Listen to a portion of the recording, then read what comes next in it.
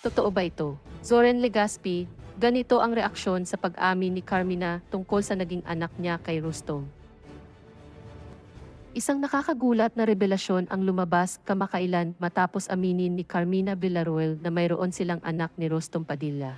Ang pag-amin na ito ay nagdulot ng matinding reaksyon, hindi lang sa publiko, kundi lalo na kay Zoren Legaspi, na matagal nang kasama at kabiyak ni Carmina.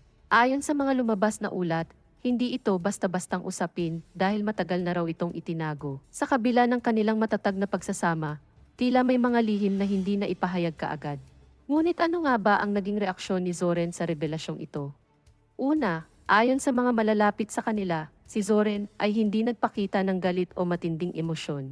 Sa halip, naging kalmado siya at tila pinili niyang unawain ang buong sitwasyon bago magbigay ng pahayag. Ang unang tanong daw ni Zoren ay, bakit ngayon mo lang sinabi? Isang tanong na puno ng damdamin, hindi dahil sa galit, kundi sa pagnanais na maintindihan ang buong katotohanan. Pinag-usapan nilang mabuti ang bagay na ito sa pribado. Naging emosyonal si Carmina habang inaalala ang mga dahilan kung bakit hindi niya agad na ibahagi ang katotohanan ito. Isa sa mga naging rason niya ay ang takot na baka maapektuhan ang kanilang pamilya at relasyon. Hindi rin daw niya alam kung paano ito sisimulan noon, kaya mas pinili niyang manahimik. Sa kabila nito, ipinakita ni Zoren ang kanyang pagiging mahinahon at supportive na asawa. Hindi niya hinusgahan si Carmina bagkus ay pinili niyang unawain ang kanyang kabiyak.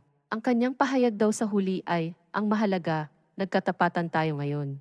Isang simple ngunit makabuluhang linya na nagpapakita ng kanyang maturity sa paghawak ng ganitong uri ng sitwasyon. Marami sa kanilang mga kaibigan at pamilya ang nagsasabing kahanga-hanga ang naging tugon ni Zoren. Hindi raw madali para sa isang asawa na marinig ang ganitong klase ng balita, lalo na kung galing ito sa taong pinagkakatiwalaan mo ng buong buo. Ngunit pinatunayan ni Zoren na higit pa sa galit at selos, mahalaga ang komunikasyon at pag-unawa sa isang relasyon.